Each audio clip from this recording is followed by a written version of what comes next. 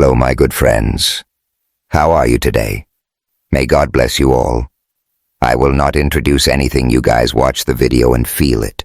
Then let's evaluate together. The chandelier above the Manhattan Conference Hall glittered like a constellation, trapped in crystal, casting flecks of light across the polished marble floor. The air buzzed with anticipation, thick with the scent of expensive cologne and the faint hum of camera shutters. Reporters, bloggers, and political aides packed the room, their whispers rising like a tide. At the center of it all stood Nia Carter, a 28-year-old investigative journalist whose name was about to be on every headline in New York. Her sleek custom wheelchair gleamed under the lights, a silent testament to her resilience. Her dark skin glowed against the deep emerald of her tailored blazer, and her braided hair was pulled back, accentuating the fierce determination in her brown eyes. Nia adjusted the microphone on the podium, her fingers steady despite the storm brewing inside her. She was here to drop a bombshell, an expose on her fiancé, State Senator Brandon Hayes, whose charm and promises had hidden a web of corruption. For months, she dug through financial records, bribed informants, and pieced together evidence that Brandon had funneled millions in public funds into offshore accounts. Tonight, she'd reveal it all. Her heart pounded, not from nerves, but from the weight of what this moment meant. She was about to take down the man she'd once loved, the man who'd sworn to build a future with her.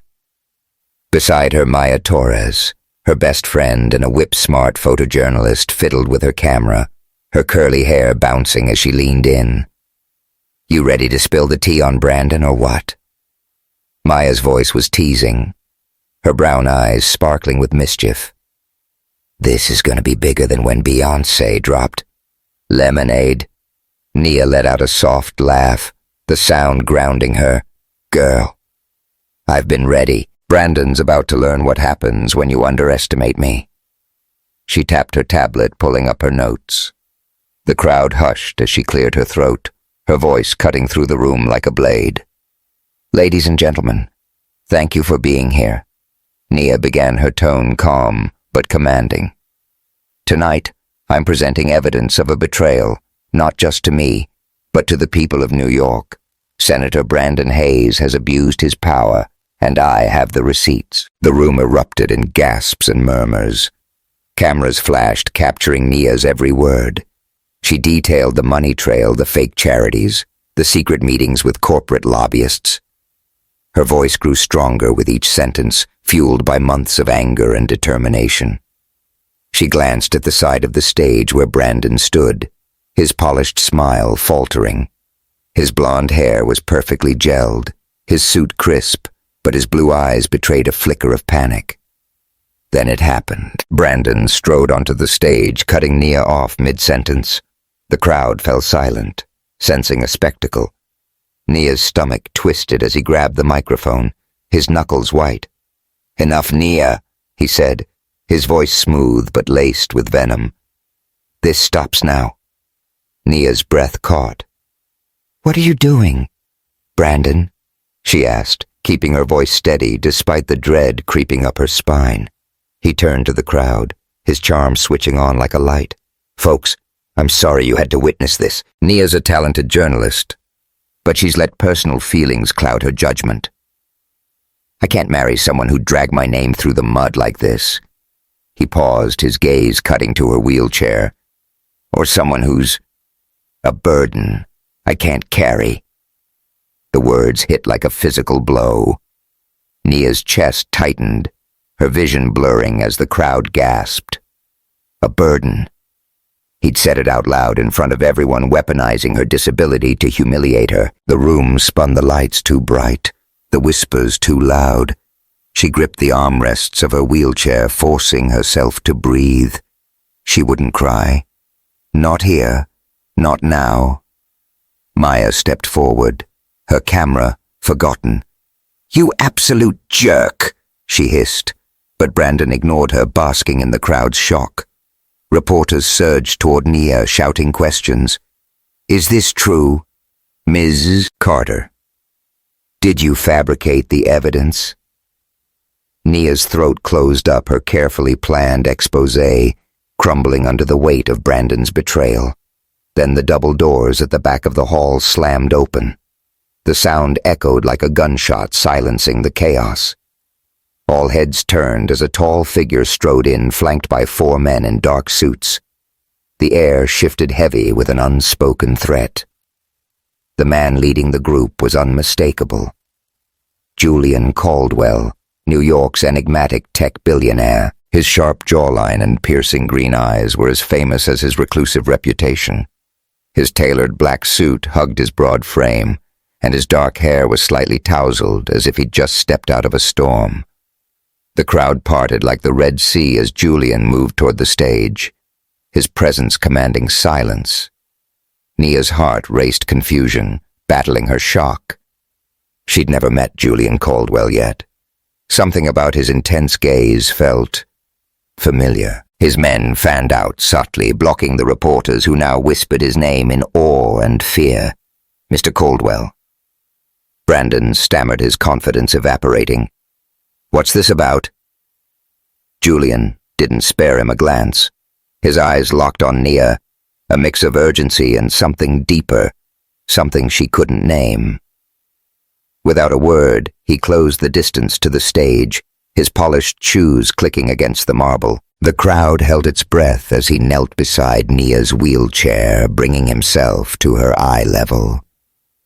Up close, she saw the faint scar above his eyebrow, the tension in his jaw, the storm in his eyes. "Nia," he said, his voice low and rough like gravel under tires.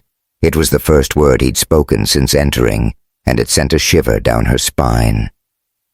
"You don't belong here. Not with him." Her mouth went dry. "Who are you?" she whispered, her voice barely audible. "And why do you know my name?" A ghost of a smile touched his lips, gone as quickly as it came. "Someone who's been watching out for you longer than you know." Before she could process his words, Julian slid one arm beneath her knees and the other behind her back, lifting her from the wheelchair with effortless strength. Nia gasped, her hands instinctively grabbing his shoulders for balance. "What the hell are you doing?" she demanded, her shock giving way to indignation. "Put me down." Julian didn't answer. He turned, carrying her toward the exit, his men falling into step behind him. One of them, a wiry black man with a playful grin, grabbed Nia's wheelchair and folded it with practiced ease. "Don't worry, ma'am," he said, winking. "I got your ride." The crowd was frozen, too stunned to move. Even Brandon stood rooted to the stage, his face pale. Nia's mind raced. Part of her wanted to fight, to demand answers, but another part, buried deep, felt an inexplicable trust in this stranger. His arms were steady, his grip protective, and his cologne, a mix of cedar and spice, grounded her in the chaos. As they reached the doors, Maya broke through the crowd, her voice sharp. "Nia, you okay? Who's this guy?" "I'm fine." "Maya." Nia called back, twisting to meet her friend's eyes. "I think, just don't call the cops yet, okay?" Maya's jaw dropped, but she nodded, clutching her camera like a lifeline. "You better text me in 10 minutes or I'm bringing the whole NYPD." The doors swung shut behind them, muffling the chaos of the hall. Outside, the cool night air hit Nia's face sharp against the heat of her humiliation. A sleek black SUV waited at the curb, its tinted windows reflecting the city lights. Julian set her gently in the back seat, his touch careful, almost reverent. The man with her wheelchair slid it into the trunk, then hopped into the front passenger seat. Nia's pulse hammered as Julian climbed in beside her, leaving a careful space between them. The driver, a stoic woman with a buzz cut, started the engine and the SUV glided into the Manhattan traffic. The city's neon signs blurred past, Times Square billboards, yellow cabs, street vendors hawking hot dogs. Nia's mind spun, grappling with the surreal turn her night had taken. "Okay, Mr. Mysterious," she said, crossing her arms and fixing Julian with a glare. You've got about 30 seconds to explain why you just carried me out of my own exposé like some action movie hero. And don't give me any cryptic nonsense." Julian's lips twitched, a hint of amusement breaking through his stoic mask.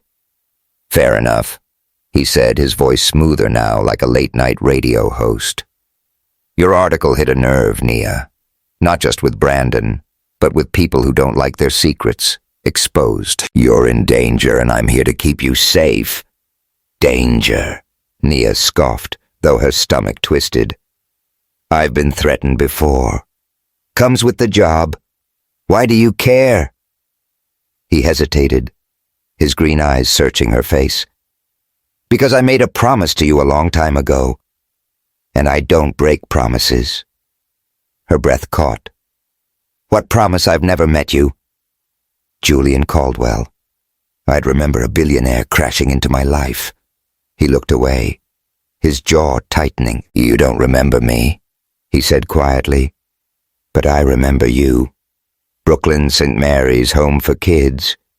We were friends." The name hit her like a punch. St. Mary's, the orphanage where she'd spent her childhood. A gray brick building with creaky floors and cold dormitories. Memories flickered laughter in a dusty courtyard. A boy's voice reading her stories. Strong hands pushing her wheelchair through the snow. But the boy's face was a blur, lost to the haze of time and the medication they'd given her for pain. "You're saying we knew each other?" she asked, her voice softer now, uncertain. "Why don't I remember you?" Julian's expression darkened, a shadow passing over his features. "It's complicated, but I swear. Nia, I'm not the enemy here. You just need to trust me for now." "Trust you?" She laughed, sharp and incredulous. "You just kidnapped me in front of half of New York's press corps. That's not exactly a trust-building exercise." The man in the front seat chuckled, turning to face her. His dark eyes sparkled with humor, and his dreadlocks were tied back neatly. "She's got a point, boss," he said. "You went full superhero back there. I'm Darius, by the way, tech guy driver, and occasional comic relief." Nia raised an eyebrow, her lips twitching despite herself. "Nice to meet you, Darius. Tell your boss he needs to work on his people skills." Julian sighed, rubbing his temple. "Noted. Look, Nia. I know this is a lot, but the people after you, they're not playing games. Your article exposed more than just Brandon's scams. It touched something bigger, something I'm involved in." Her reporter, instincts kicked in her eyes, narrowing. "Involved? How are you saying you're part of this corruption?" "No," he said firmly. "But I operate in a world where secrets are currency, and right now you're holding too many of them." The SUV turned onto a quieter road, leaving the city's chaos behind. Nia glanced out the window, watching the skyline fade into the distance. Her phone buzzed in her pocket. Probably. Maya demanding answers. She ignored it, focusing on Julian. His words didn't add up, but his intensity. The way he looked at her stirred something deep inside her.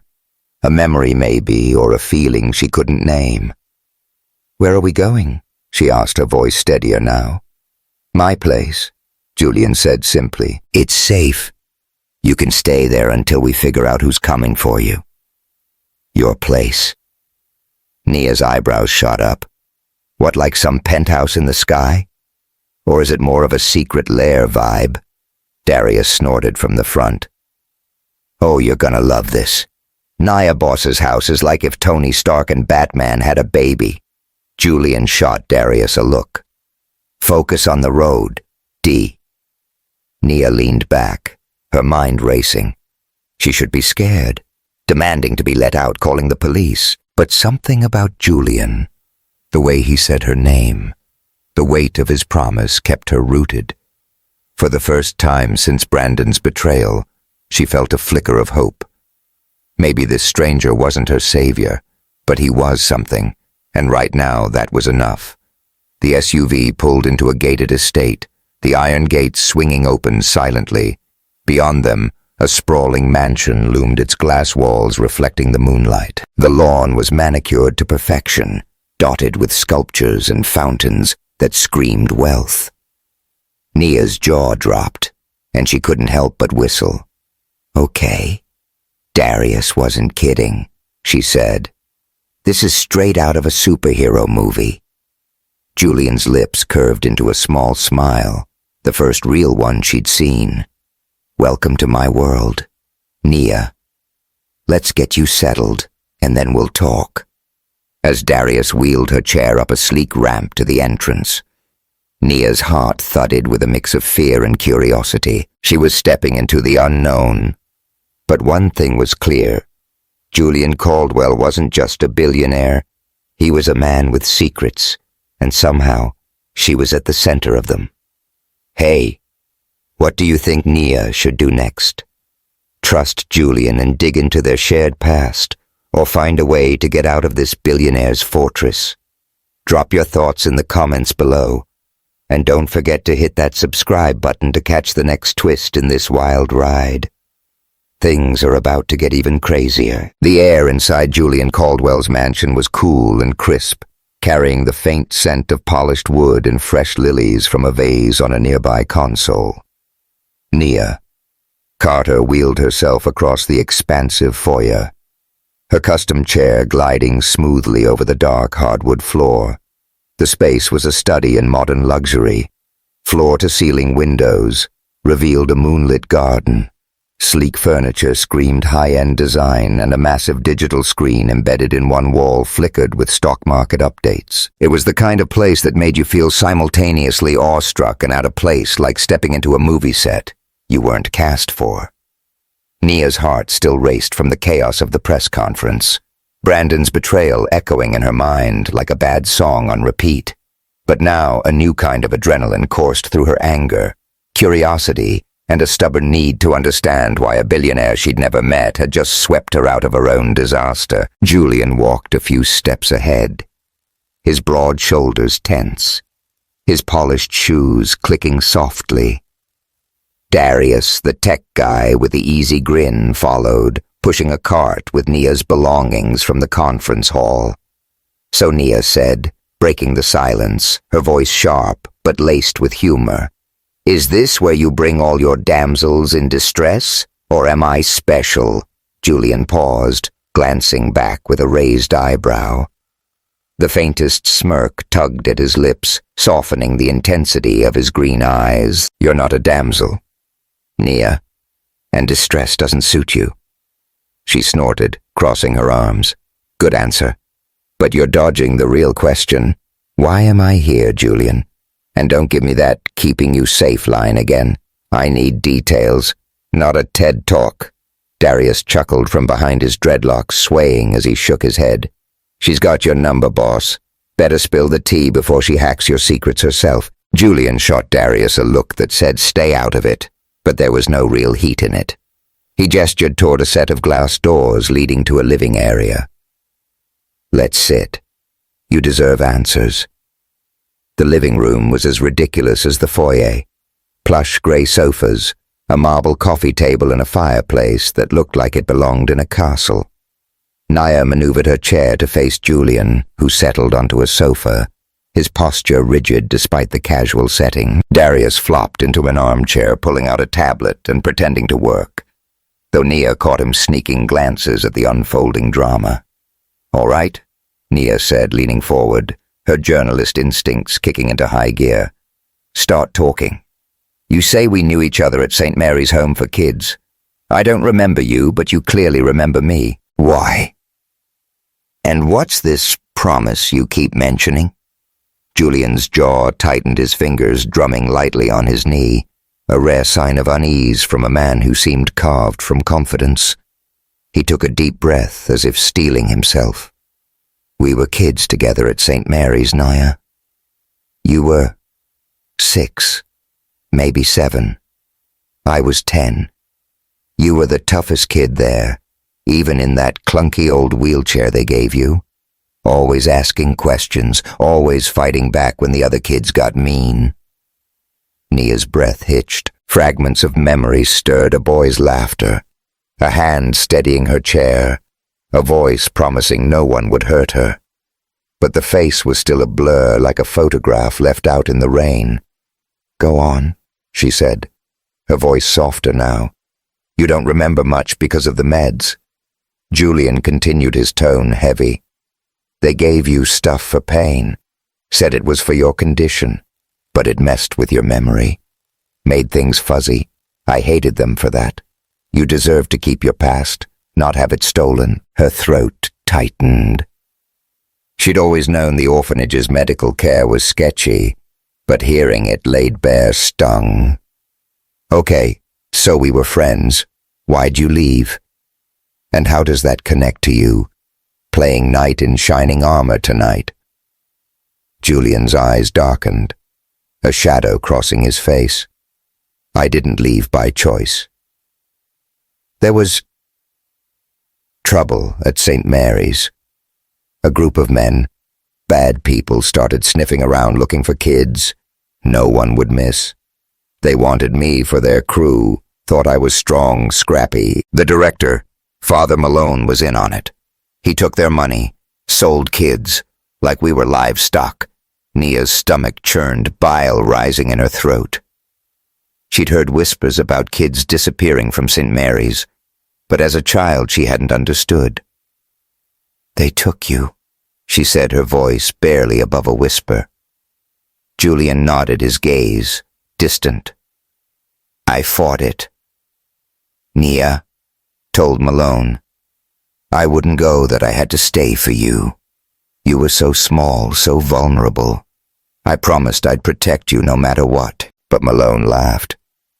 "Said if I didn't go, they'd take you instead. Said there were men who'd pay for a girl like you." The words hit like a slap. Nia's hands gripped her armrests, her nails digging into the leather. "So you went," she said, piecing it together. "To keep me safe." "I had to," Julian said, his voice rough with emotion. "I was 14, scared out of my mind. But I told Malone if anything happened to you, I'd come back and make him pay. He believed me, so I went with them, learned their world, built something out of it. Everything I've done since, the money, the power, it was all to make sure no one could touch you." The room fell silent, the weight of his confession hanging heavy. Nia's chest ached, a mix of gratitude and anger swirling inside her. She wanted to believe him, but the gaps in her memory, the years of loneliness, made it hard. "Why didn't you tell me?" she asked, her voice breaking. "All those years, I thought I was alone. You could have found me." "Julian." His eyes met hers, raw and unguarded. "I wanted to guard. Nia, you have no idea how much. But the world I was in, it's not the kind you bring someone like you into. You were pure good. I was becoming something else. Something else." She pressed, her journalist's edge returning. "What, like a criminal? Is that what you're not saying?" Julian flinched, just barely, but she caught it. "I operate in gray areas," he said carefully. "My companies are legit, but I deal with people who aren't. People like the ones after you now because of that article." Her eyes narrowed. "You're saying my expose hit your world too?" "Not directly," he said, choosing his words like stepping through a minefield. "But you exposed a network. Money laundering shell companies that touches people I know. Dangerous people. They want you silenced, Nia, and I'm not letting that happen." Before she could respond, her phone buzzed in her pocket. She pulled it out, her heart skipping a beat at the notification, an email from an anonymous sender. The subject line read, "You should have stayed quiet, Ms. Carter." Her fingers trembled as she opened it, revealing a single line. "We know where you are. Stop digging or you won't see the sunrise." Nia's breath caught the words searing into her mind. She looked up, meeting Julian's gaze. "You weren't kidding about danger," she said, her voice steady despite the fear clawing at her chest. She handed him the phone, watching his expression harden as he read the message. That's Vince Russo's style, Julian said, his tone cold. Another tech mogul, but he's got his hands in dirtier games than mine. He's been watching you, Naya. Your article threatened his operation. Great. Nia muttered sarcasm, masking her unease. So I've got a corrupt senator and a tech bro villain after me.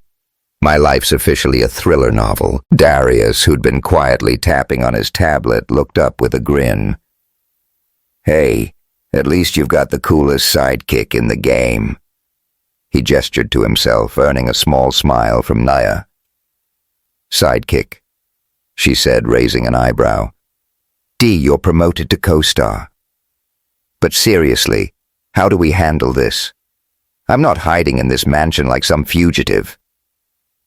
Julian leaned forward, his intensity returning. You don't hide.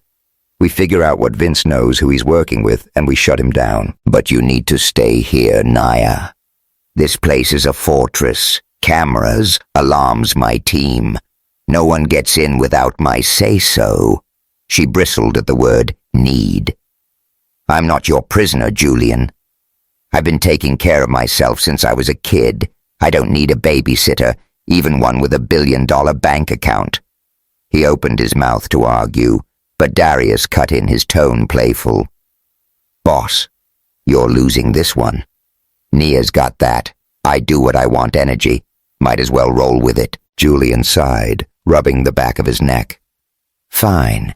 You're not a prisoner, but if you're staying, you're part of the plan. We work together, and you let me keep you safe.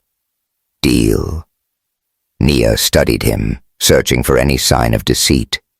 His eyes were steady, earnest, and for a moment she saw the boy from her memories, the one who'd stood between her and the world. Deal, she said finally. But I want full transparency. Julian, no secrets, he nodded, though a flicker of hesitation crossed his face. As much as I can give you. She wasn't thrilled with the vague answer, but before she could push, a loud beep echoed through the room. Darius bolted upright, his tablet flashing red. Boss, we've got a problem. Someone just tripped the perimeter alarm. Julian was on his feet in an instant, his demeanor shifting from guarded to predatory. Where East Gate, Darius said, his fingers flying over the tablet. Looks like a drone. Not armed, but it's scanning the property. Nia's pulse quickened. Vince? She asked. Probably, Julian said, his voice clipped. He's testing us, seeing how we react. Darius. Lock it down. Full security protocol on it, Darius said. Already typing. The digital screen on the wall switched to a live feed of the estate, showing guards moving into position, their radios crackling with orders. Nia's mind raced the anonymous email flashing in her memory. She wasn't just a target. She was a pawn in a game she didn't fully understand. But as she watched Julian take command, a new resolve settled over her. She wasn't going to sit on the sidelines. If Vince Russo wanted a fight, she'd give him one. Julian, she said, her voice firm. I want in. Whatever you're planning. I'm not just staying safe, I'm helping. He turned to her, surprise flickering in his eyes before it gave way to something like respect. You sure about that? This isn't a story you're writing, Nia. It's a war. She met his gaze unflinching. I've been in wars my whole life. This one's just got better tech. Darius let out a low whistle. Okay, I'm officially Team Nia, boss. You better watch out, she's gonna run this show. Julian's lips curved into a reluctant smile. Maybe she will. All right, Nia. You're in. But we do this my way. As the security feeds flickered on the screen showing the drone retreating into the night, Nia felt a surge of determination. She didn't know Julian's full story, but she knew one thing. She wasn't the scared kid from St. Mary's anymore. And whatever came next, she'd face it head-on. The morning sun filtered through the towering windows of Julian Caldwell's mansion, casting golden streaks across the sleek kitchen where Nia Carter sat nursing a cup of coffee that probably cost more than her weekly grocery budget. The aroma of roasted beans filled the air, mingling with the faint hum of a high-tech espresso machine that looked like it belonged on a spaceship. The kitchen itself was a masterpiece of modern design, white marble countertops, stainless steel appliances, and a panoramic view of the estate's sprawling gardens. But Nia's focus wasn't on the luxury. Her eyes were glued to her laptop where she was combing through encrypted files. Darius had pulled from Vincent Russo's network overnight. Nia's fingers danced across the keyboard, her journalist instincts in overdrive. The anonymous email from Vince "Stop digging, or you won't see the sunrise" had lit a fire under her. She wasn't about to let some tech mogul with a god complex scare her off. But the deeper she dug, the more questions piled up, especially about Julian.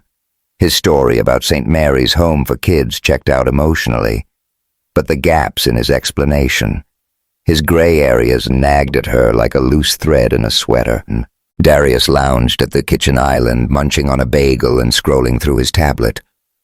His dreadlocks were tucked under a backward baseball cap, and his easy grin contrasted with the high-stakes vibe of the morning. "You're gonna burn a hole through that screen, Nia," he said, popping a piece of bagel into his mouth. "Find anything juicy yet?" "Juicy?" Nia raised an eyebrow, her lips twitching. This isn't a gossip column. I'm trying to figure out how Vince is laundering money through fake tech startups and why Julian's name keeps popping up in the same circles." Darius whistled low, leaning back. "You're bold, going after the boss's secrets. Respect. But maybe don't tell him. I helped you hack this stuff." "Okay. I'd like to keep my job." She chuckled, the sound easing the tension in her chest. "Your secret's safe with me. For now." She glanced at the doorway, half expecting Julian to appear. He'd been scarce since their confrontation last night, disappearing into his office to handle the drone incident. His absence gave her space to think, but it also fueled her suspicion. What was he hiding? Her phone buzzed a text from Maya Torres, lighting up the screen. "Girl, you alive? Or did Mr. Billionaire lock you in a tower? Spill the tea." Nia smiled, typing a quick reply. "Still kicking mansions more like a fortress than a tower. Meet me later. Need to clear my head." Maya's response was instant. "Bet. 8 p.m. Rusty's bar." "Don't bring your kidnapper."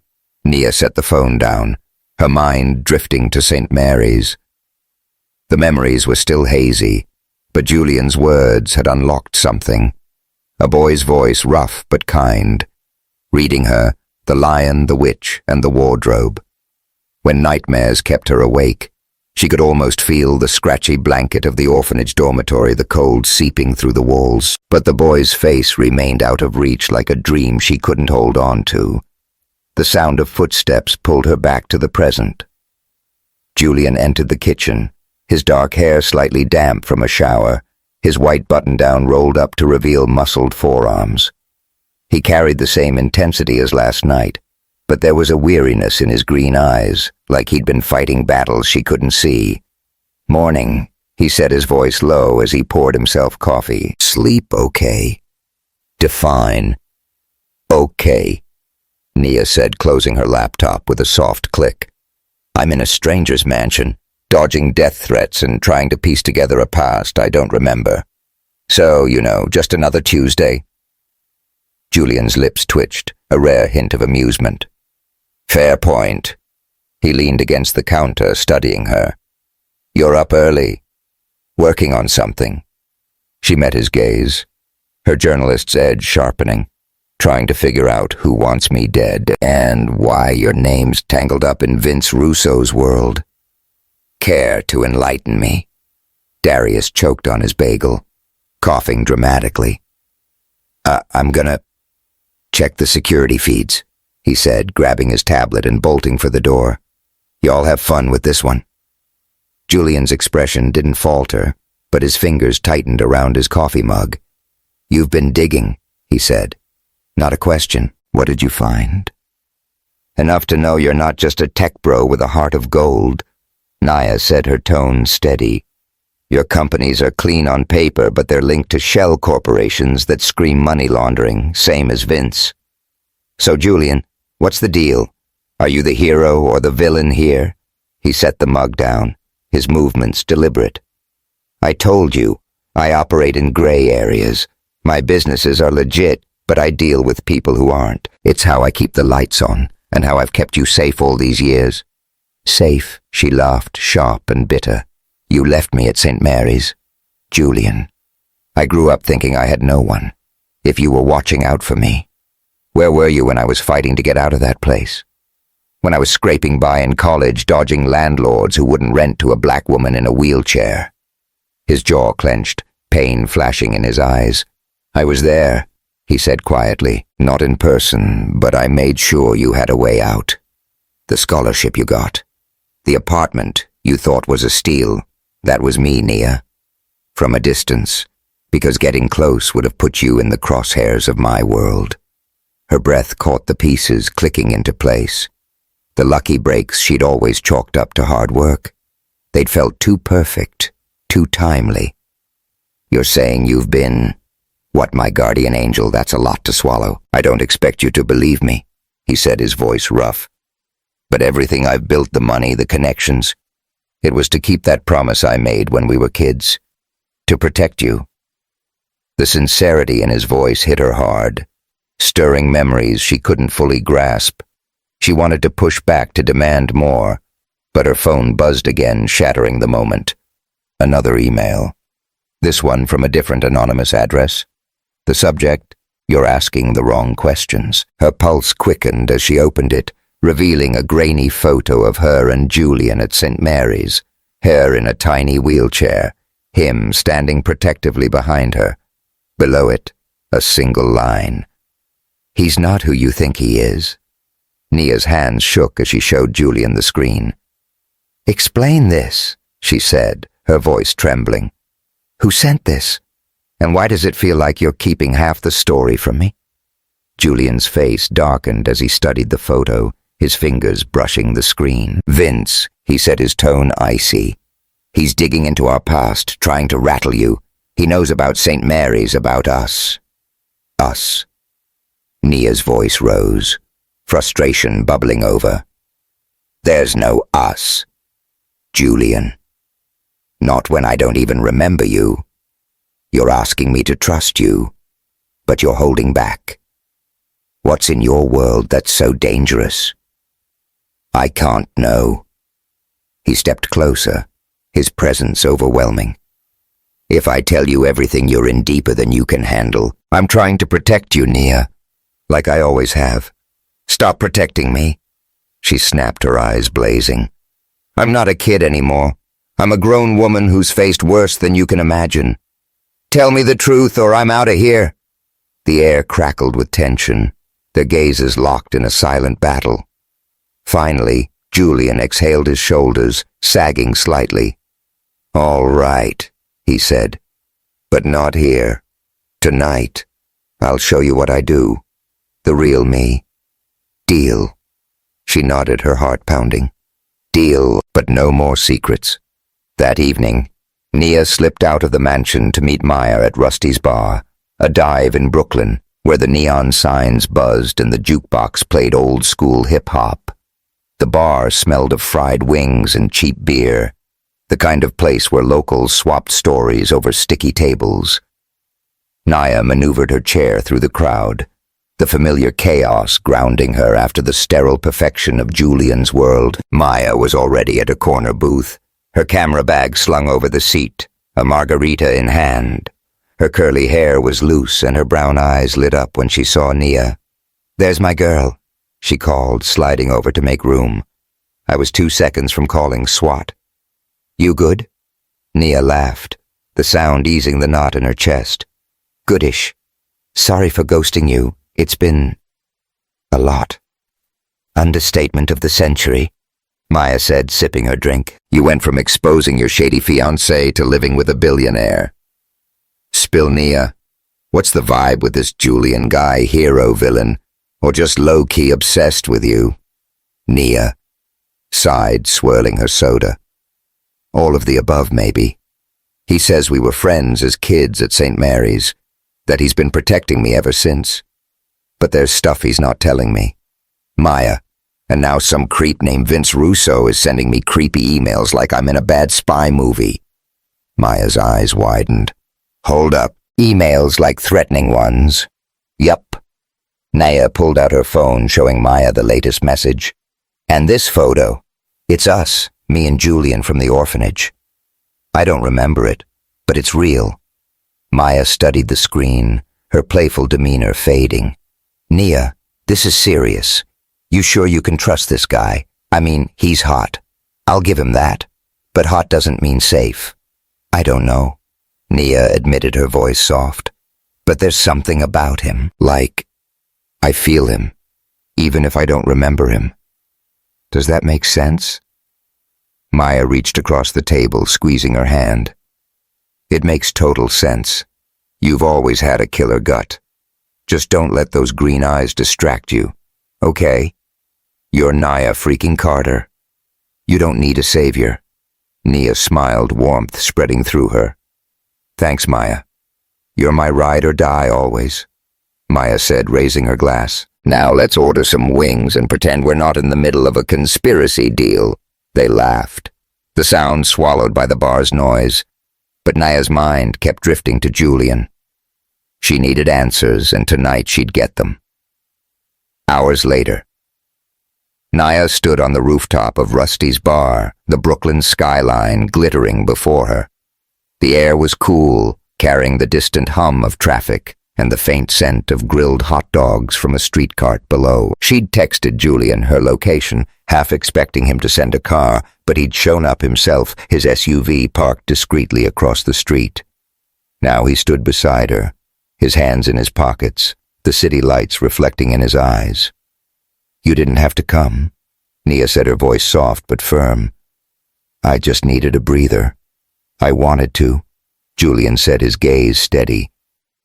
You're not in this alone. Nia. She turned to face him, the wind tugging at her braids.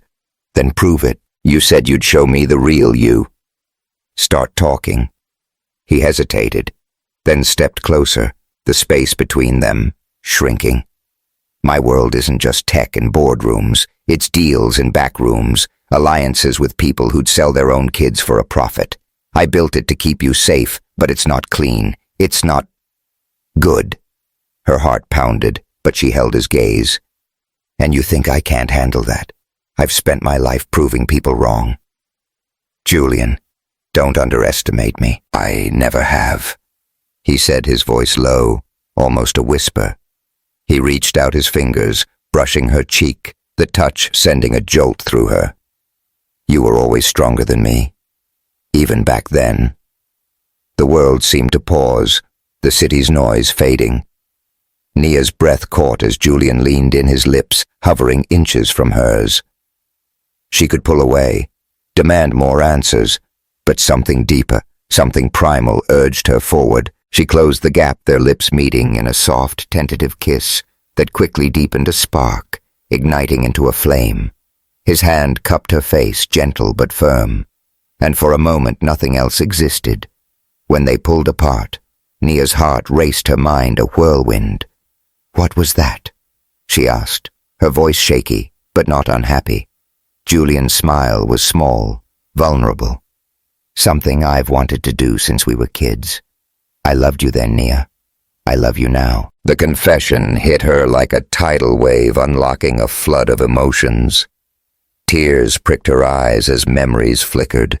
His voice, his promises, his absence. You left me, she whispered. The pain, raw. I cried for you, Julian, for years. His face crumpled, guilt etching lines into his features. I know, and I'll spend the rest of my life making it up to you, if you let me. Before she could respond, her phone rang, shattering the moment. She fumbled to answer it. her hands trembling, an unfamiliar number. But the voice on the other end was chillingly calm. A woman's voice, clipped and cold.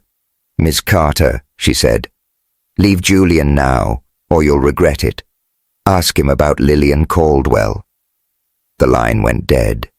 Naya's blood ran cold as she looked at Julian, her voice steady despite the fear. "Who's Lillian Caldwell?" His face paled, a rare crack in his armor. "My mother." He said the word heavy with dread, "and she's not someone you want to cross." The night air in Julian Caldwell's mansion was thick with tension, the kind that made your skin prickle and your heart race. Naya. Carter sat in the mansion's high-tech command center, a room straight out of a sci-fi blockbuster. Wall-mounted screens displayed live feeds from the estate's security cameras, their grainy images flickering with the movements of Julian's guards patrolling the perimeter. The room smelled of ozone and coffee, the latter courtesy of a pot Darius had brewed an hour ago. Keyboards clicked softly, and the low hum of servers filled the space, a constant reminder of the stakes they were playing. With Nia's fingers gripped the armrests of her custom wheelchair, her mind still reeling from the phone call on the rooftop. Lillian Caldwell, Julian's mother. The woman's voice, cold, precise, like a blade wrapped in silk, had promised trouble if Nia didn't walk away. Except Nia didn't walk, and she sure as hell didn't run. Her dark eyes flicked to Julian, who stood at the center of the room, barking orders into a headset. His white shirt was rumpled, sleeves rolled up, and the scar above his eyebrow seemed more pronounced under the harsh LED lights. He was all business now, the vulnerability from their kiss on the rooftop, buried beneath a mask of control.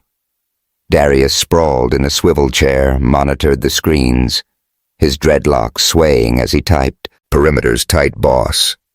He said his voice steady despite the late hour. "No sign of that drone since last night, but I've got our satellites scanning for anything funky." "Good," Julian said, his tone clipped.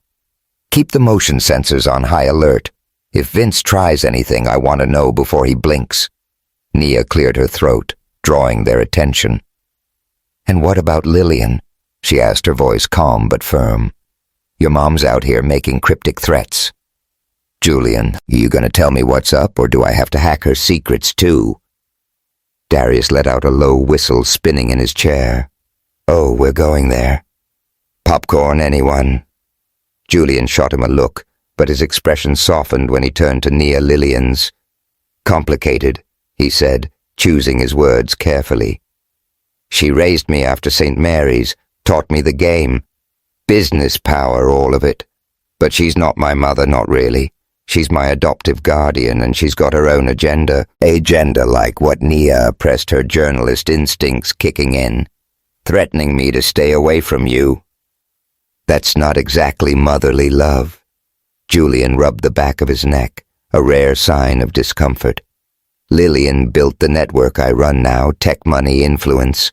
When I took over, she stepped back. But she's never liked losing control. If she's reaching out to you, it's because she sees you as a threat to her legacy." Nia's stomach twisted. "A threat? I'm just trying to stay alive, not steal her crown." "You're more than that," Julian said, his green eyes locking onto hers. "You're with me, Nia. That makes you a player in her eyes." The weight of his words settled over her, heavy but not unwelcome. She was about to respond when a sharp alarm blared through the room, red lights flashing on the screens. Darius bolted upright, his fingers flying across his keyboard. "We've got movement!" he shouted. Multiple breaches, east and west gates. Armed intruders, at least a dozen. Julian's demeanor shifted instantly, the businessman giving way to a commander. "Lock it down," he ordered. "Activate the outer defenses. Nia, stay here with Darius. You're safest in this room." "No way," she said, her voice fierce. "I'm not sitting this out. If Vince is coming for me, I'm helping." Julian opened his mouth to argue, but the urgency in her eyes stopped him. Fine, he said, his tone grudging, but you follow my lead. Darius, get her access to the security grid on it, Darius said, tossing Nia a tablet. You're about to be the MVP. Naya, this thing controls the cameras and sensors. If you spot anything weird, holler. Nia caught the tablet, her pulse racing as she synced it to the system. The screens showed chaos, shadowy figures in tactical gear scaling the estate's fences, their movements precise. Gunfire erupted outside, sharp pops echoing through the night. The guards returned fire, their radios crackling with frantic orders. Naya's heart pounded, but her focus was razor sharp. She wasn't just a journalist now. She was part of this fight. Darius zoomed in on the west gate. She said, her voice steady. I saw something, a guy moving differently like he's leading. Darius complied, the screen magnifying to show a tall figure in black, directing the others with hand signals. That's gotta be Vince's point, man, he said. Good catch, Nia. Julie and Nia called her eyes, never leaving the screen. They're using the drainage tunnel under the west gate. It's not on your main grid. If they get through, they're in the house. Julian cursed under his breath, switching his headset to a new channel. Team Alpha Seal, the west tunnel. Now. He turned to Nia, a mix of admiration and worry in his eyes. How'd you know I'm a reporter? She said, a wry smile tugging at her lips. I notice things, like how your fancy security missed a rusty old tunnel. Darius snorted despite the tension. She's Magneto with that wheelchair boss. Told you she's a weapon. The humor was cut short by a deafening explosion outside the ground, shaking beneath them. The screens flickered, one going dark. They hit the east gate. Darius shouted, We're losing cameras. Julian grabbed a comms device, his voice urgent. All teams fall back to the inner perimeter. Protect the main house at all costs. He turned to Nia, his expression grim. Stay with Darius. I'm going out there. Julian, wait. Nia started, but he was already moving, grabbing a vest and a handgun from a locked cabinet. The door slammed behind him, leaving her with a sinking feeling in her gut. The next 20 minutes were a blur of chaos. Nia and Darius worked in tandem, her tracking the intruder's movements while he relayed coordinates to the guards. Gunfire grew louder, closer, the acrid smell of smoke seeping into the command center. Nia's hands shook, but she forced herself to focus, her mind racing through every detail she'd learned about Vince. This wasn't just an attack. It was personal. He wanted to break Julian, and she was the leverage. Darius, she said suddenly, her eyes narrowing at a screen. There's a blind spot near the garage. No cameras, no sensors. If I were Vince, that's where I'd sneak in. He cursed, pulling up a blueprint. You're right. That's old wiring, never upgraded. I'm sending a team now. But it was too late. A new alarm blared, this one from inside the house. Darius's face paled. They're in, he said, grabbing a pistol from his desk. Nia, lock the door behind me. Don't open it for anyone but me or Julian. Darius, you can't.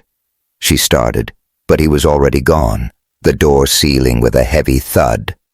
Alone. Nia's heart hammered, the tablet trembling in her hands. She scanned the screens, her breath catching as she saw Julian in the courtyard trading gunfire with two intruders. He moved like a predator, precise and lethal, but a third figure crept behind him, raising a weapon. Julian, she shouted, though he couldn't hear her. Acting on instinct, she activated the estate's floodlights via the tablet, blinding the attacker. Julian spun, taking him down with a single shot. He glanced at the camera, as if knowing she'd saved him, and gave a quick nod before disappearing into the fray. The command center's door rattled, a muffled thud echoing from the other side. Nia's blood ran cold. She wheeled herself to a corner, clutching the tablet like a lifeline. The thud came again, harder, followed by a voice, low, menacing. Open the door. Ms. Carter. We just want to talk. Yeah, right. Nia muttered, her mind racing. She scanned the tablet. Finding a hidden command, Darius had shown her a lockdown protocol for the room. She activated it, hearing steel shutters slam down over the door. The thudding stopped, replaced by angry curses, but she knew it wouldn't hold forever. Minutes dragged like hours, the sounds of battle fading into an eerie silence.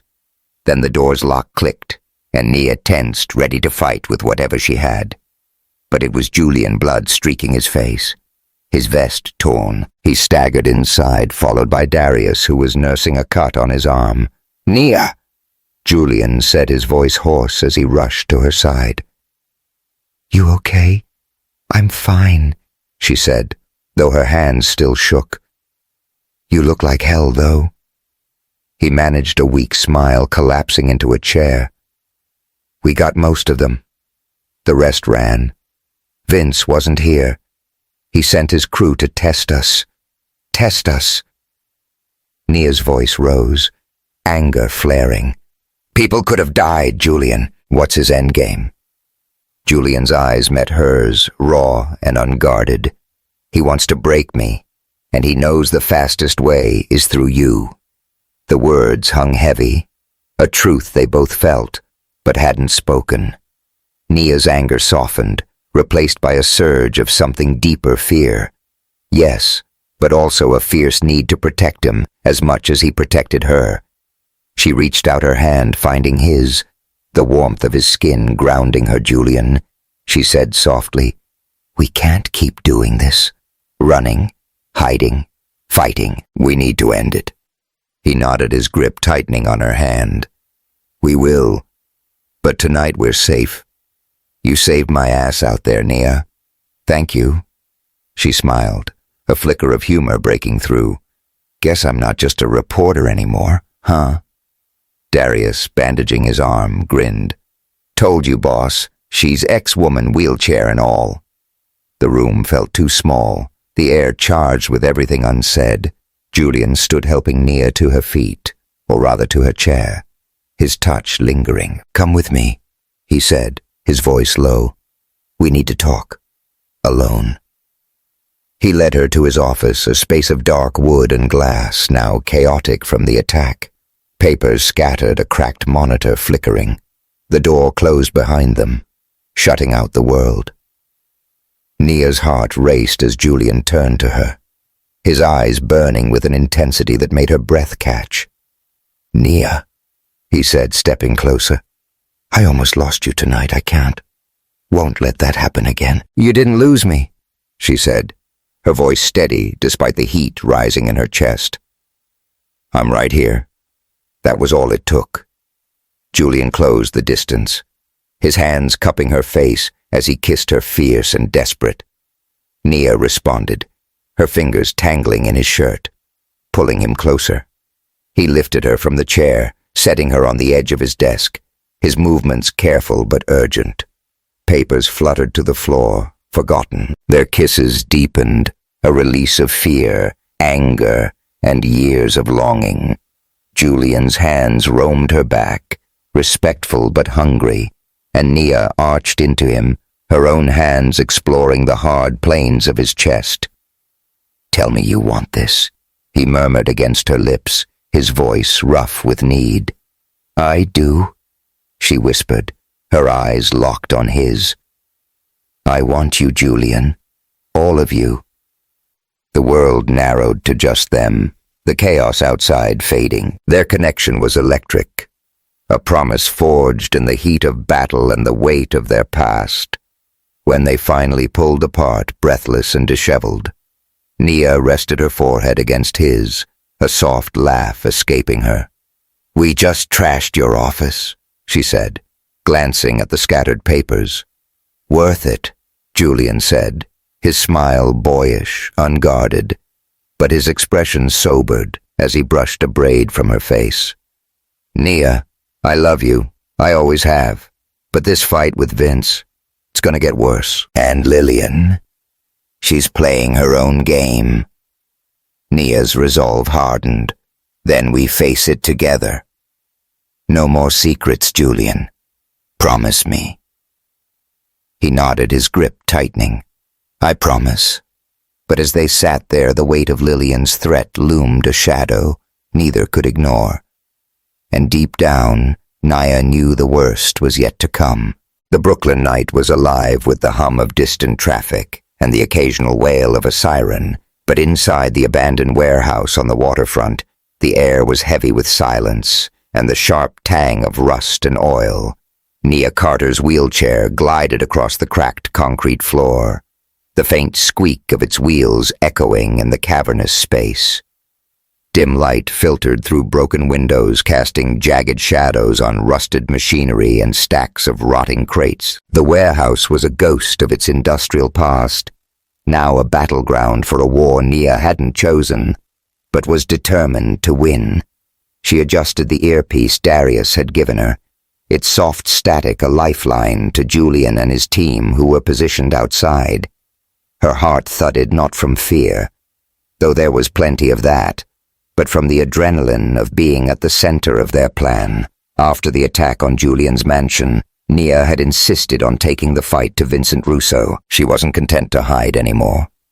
The anonymous emails, Lillian's threats, Julian's half-truths, they'd pushed her to a breaking point. Tonight they'd lure Vince into a trap, and Nia was the bait.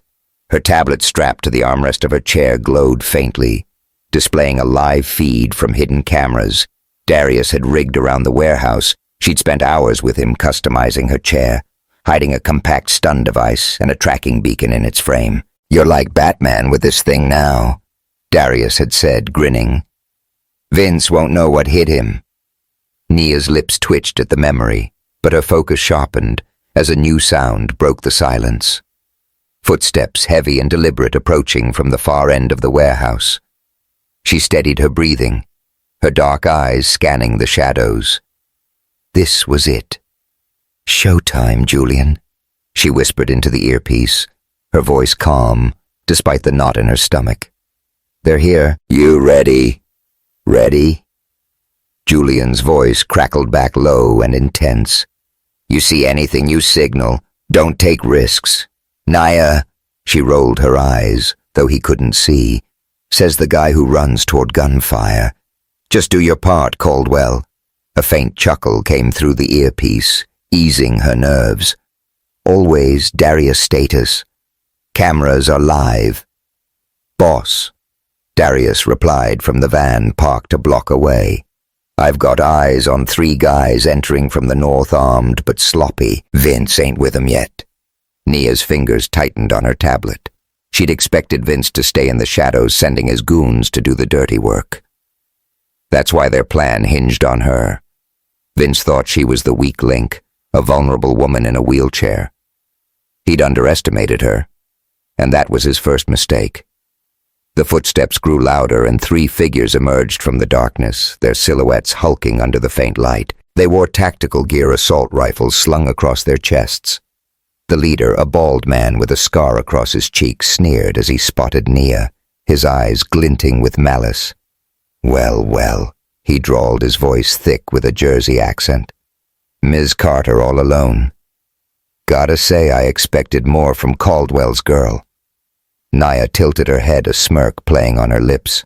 "And I expected Vince to show up himself, not send his B team. Guess we're both disappointed." The man's sneer faltered, his buddies shifting uneasily. "Big talk for someone who's cornered," he said, stepping closer. "Hand over that tablet, and maybe we let you roll out of here." She laughed, sharp and defiant. "You think I'm here by accident? Come on, Scarface. You're not that dumb." His face reddened, but before he could respond, Nia tapped a command on her tablet. A high-pitched whine filled the air, followed by a flash of light as Darius's rigged stun traps activated, hidden in the crates around them. The men screamed, clutching their ears as they dropped to their knees, their rifles clattering to the floor.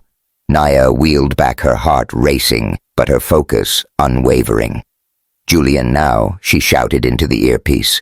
The warehouse doors burst open and Julian's team stormed in, moving with military precision. Gunfire erupted sharp and chaotic as the guards neutralized the stunned intruders. Julian led the charge, his dark figure cutting through the fray, a handgun in one hand and a comms device in the other.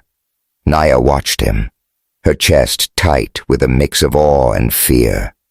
He was a force lethal, focused, but every move screamed his need to protect her. The skirmish was over in minutes. The intruders zip-tied and disarmed, but Nia's relief was short-lived. Her tablet pinged a new alert, flashing. Unknown signal detected. Rear entrance. Her stomach dropped. "Darius," she said, her voice urgent. "Someone's coming in from the back. It's not on the cameras."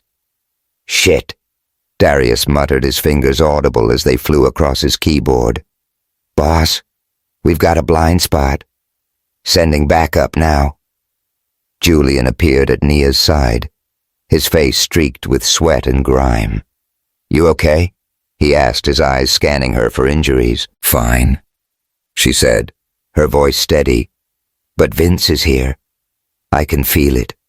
He nodded, his jaw tight. "Stay close. We're not done yet." Before they could move, the rear entrance exploded inward, a blast of heat and debris rocking the warehouse. Nia shielded her face, her chair skidding back from the force. Through the smoke, a lone figure emerged. Vincent Russo, his tailored suit pristine, despite the chaos. His gray hair was slicked back, his cold blue eyes locking onto Nia with a predator's focus. 2 armed men flanked him, their weapons trained on Julian's team. "Well done, Miss Carter," Vince said, his voice smooth and mocking. "You almost had me, but you forgot one thing. I always have an ace up my sleeve." Julian stepped in front of Nia, his gun raised. "This ends now, Vince. Let her go and we settle this between us." Vince laughed, a chilling sound. "Oh, Julian, you're so predictable. Always the night for your little orphan friend. Did she ever tell you what she saw at St. Mary's? The deal that got you taken?" Nia's blood ran cold, a memory clawing its way to the surface. A dark night whispered voices, a man handing cash to Father Malone. She'd been hiding, watching from her wheelchair, too scared to move. "You," she whispered, the realization hitting like a punch. "You were there. You worked with Malone." Vince's smile widened, cruel and triumphant. "Bingo, you were the witness. Nobody noticed the kid who could have ruined everything I let you live back then. But now, you're a problem. I need to fix." Julian's gun didn't waver, but his voice was low, dangerous. "Touch her, and you're dead." "Bold words," Vince said, nodding to his men. "Take her." Everything happened at once. Julian fired, dropping one of Vince's men, but the other tackled him, sending them crashing into a crate. Nia's heart pounded as Vince advanced, his calm demeanor unnerving. She wheeled back her fingers, fumbling for the stun device in her chair. "Stay back," she warned, her voice fierce. Vince chuckled, unfazed. "You're out of tricks, Miss Carter." He was wrong. Nia activated the stun device, a crackling bolt of electricity shooting from her chair's frame. Vince yelped, stumbling back, but he recovered faster than she expected, lunging forward and grabbing her arm. Pain shot through her as he yanked her from the chair, her tablet clattering to the floor. "Julian!" she screamed, struggling against Vince's grip. He dragged her toward the rear entrance, his strength surprising for his lean frame. The sounds of fighting grunts' gunfire filled the warehouse, but Julian was pinned, fighting off the second man. Nia's mind raced, her training as a journalist kicking in. She wasn't helpless. She twisted, using her weight to throw Vince off balance, then slammed her elbow into his ribs. He grunted, loosening his grip just enough for her to break free. She crawled toward her chair, her hands scraping the rough concrete, but Vince was on her again, a knife gleaming in his hand. "You're more trouble than you're worth," he snarled, raising the blade. A gunshot rang out, and Vince staggered, blood blooming on his shoulder. Julian stood behind him, his face a mask of fury, his gun still smoking. "Get away from her," he growled. Advancing, Vince laughed, a wet, pained sound, and dropped the knife. "You win this round, Caldwell, but you can't protect her forever." He stumbled through the rear entrance, disappearing into the night as Julian's team closed in. Julian rushed to Nia, dropping to his knees beside her. "Nia, oh God, are you hurt?" His hands were gentle, checking her for injuries, but his voice trembled with fear. "I'm okay," she said, her breath ragged. "Just help me up." He lifted her back into her chair, his touch careful but urgent. Blood trickled from a cut on his forehead, and his shirt was torn, but he didn't seem to notice. "I'm so sorry," he said, his voice breaking. "I should have stopped him." Nia grabbed his hand, her eyes fierce. "You did. You saved me, Julian. But we're not done. Vince knows about St. Mary's. He's been part of this from the start." Julian nodded, his jaw tight. "He's not getting away. Not after this." Darius burst through the warehouse doors, his pistol holstered, but his face grim. "Boss, we've got the rest under control. But Vince slipped our net. Cops are on their way. Someone tipped them off." Nia's heart sank. "Lillian," she said, the name bitter on her tongue. "She's playing both sides, isn't she?" Julian's expression darkened. "Yeah. And when I find her, she's answering for it." Nia leaned back in her chair, exhaustion washing over her. The warehouse was a mess. Bullet casings, shattered crates, the stench of gunpowder thick in the air. But she felt alive, powerful, despite the bruises and the fear. She'd faced Vince and come out swinging. And Julian, he'd fought for her, bled for her. "Darius," she said, a spark of humor breaking through. "Next time, make my chair shoot lasers. Okay? Stun bolts are cool, but I'm thinking sci-fi upgrade." He grinned, the tension easing. "You got it. X, woman. Lasers, it is." Julian's hand found hers, his grip warm and steady. "You were incredible tonight," he said, his voice low. "I've never seen anyone fight like you." She met his gaze, her heart swelling. "That's because I had something worth fighting for." The distant wail of police sirens grew louder, a reminder that their victory was temporary. Vince was still out there, and Lillian's shadow loomed larger than ever. But as Nia looked at Julian, she knew one thing.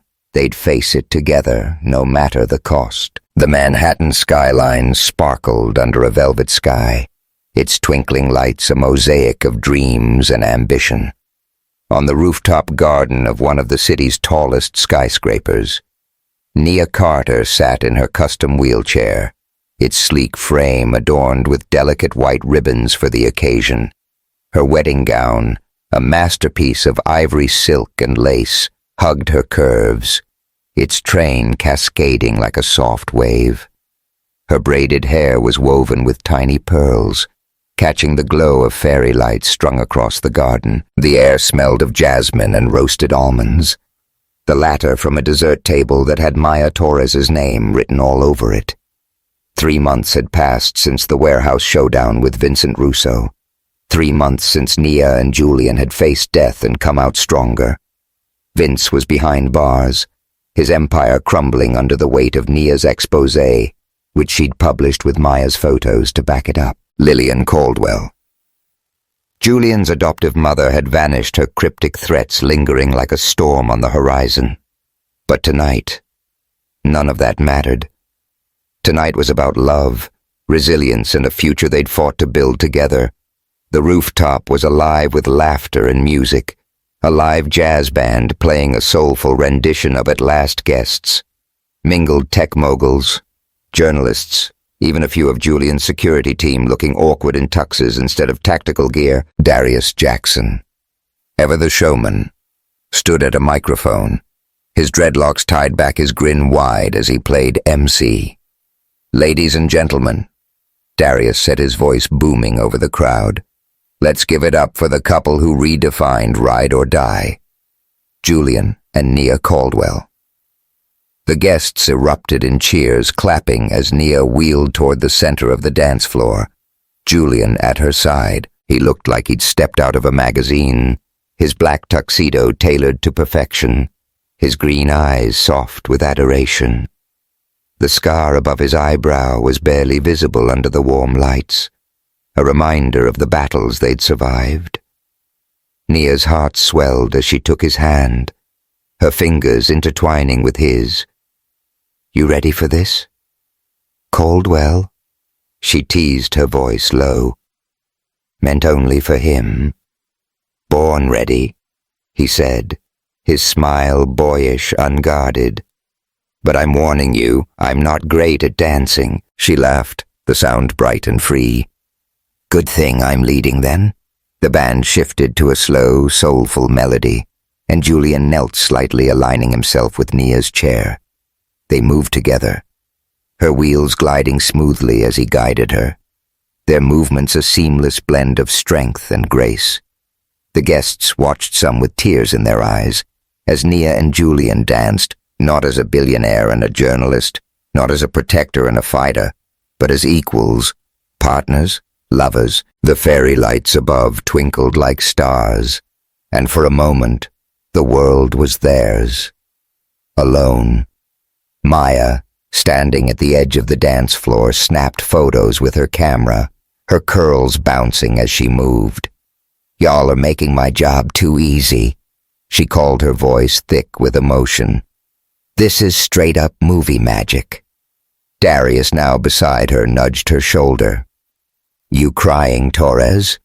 Don't ruin your tough girl rep." "Shut up, D," Maya said, swiping at her eyes. "I'm allowed one sappy moment." Nia caught their banter, her smile widening. She leaned closer to Julian, her voice soft. "You know, for a guy who used to run from feelings, you're pretty good at this husband thing." He chuckled, his hand brushing her cheek. "Only because you make it easy. Nia, you saw me the real me and you stayed." Her throat tightened, memories flooding back: the orphanage, the warehouse, the nights they'd spent unraveling each other's secrets. "You saw me too," she said, her eyes glistening. "Not the chair, not the headlines, but me. That's why I'm here."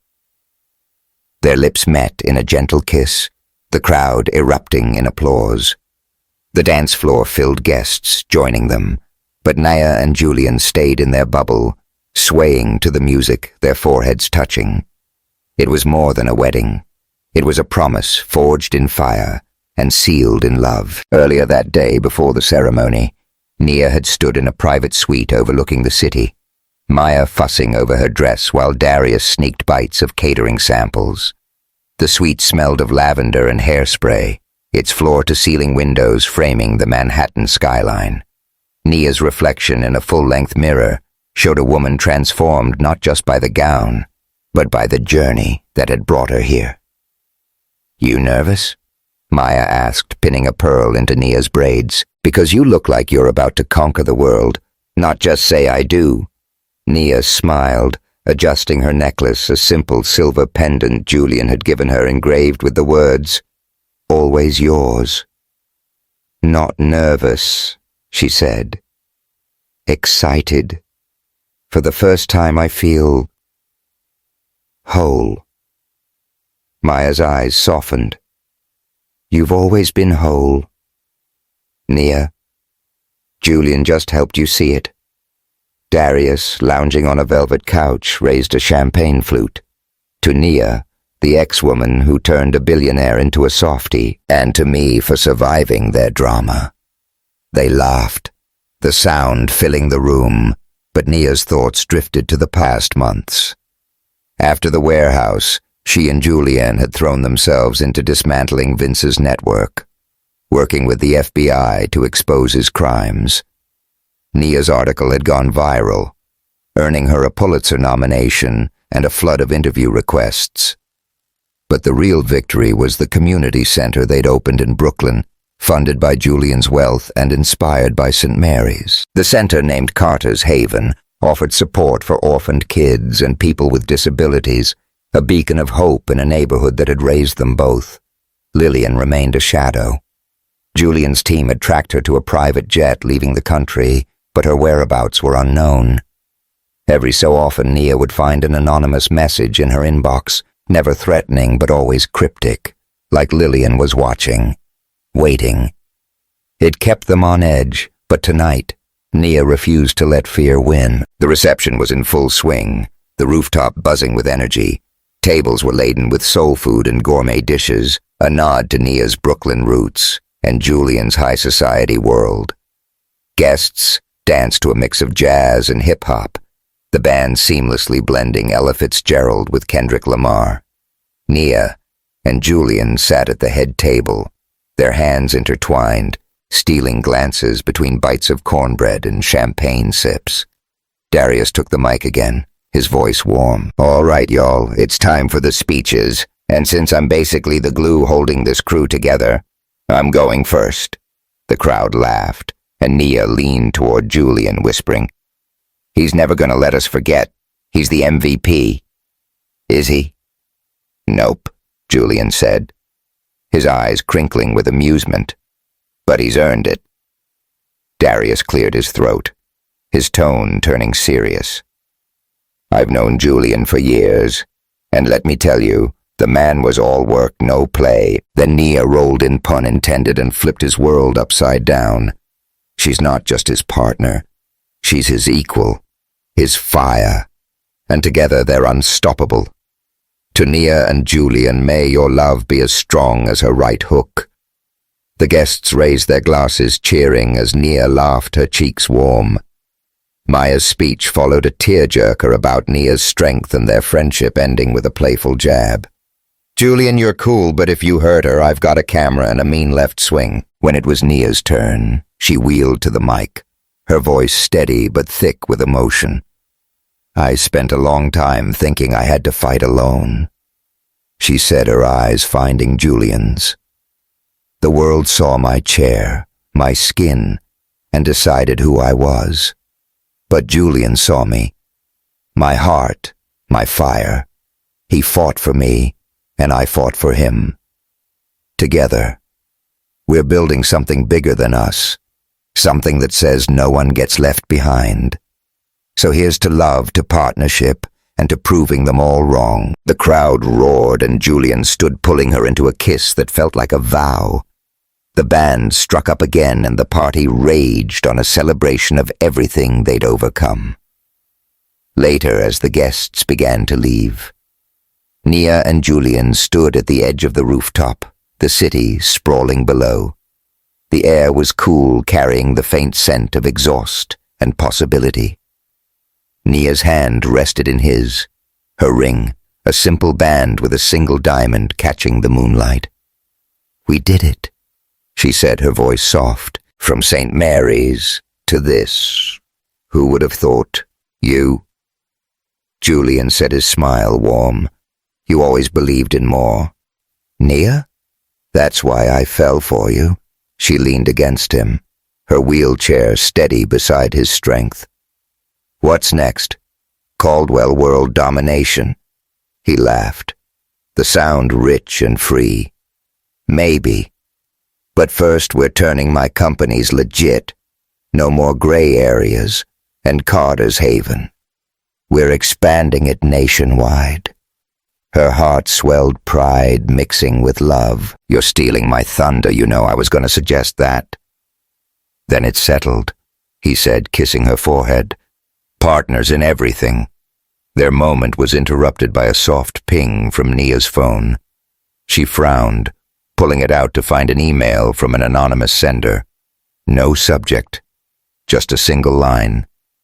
"Enjoy your night, Ms. Carter. I'll be watching." Her breath caught and she showed it to Julian, whose face hardened. "Lillian," he said, his voice low.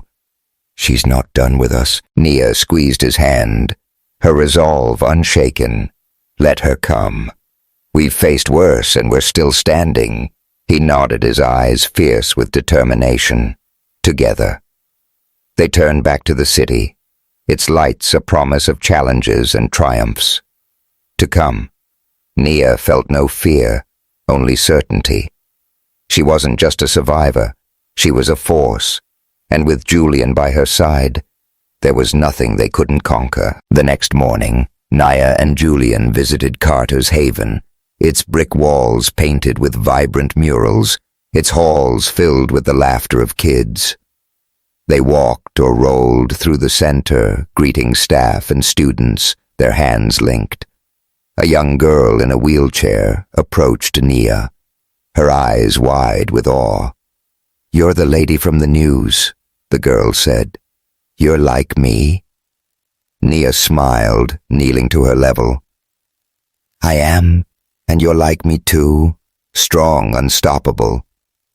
"Don't let anyone tell you different," the girl beamed, and as Nia straightened, Julian wrapped an arm around her, his voice low.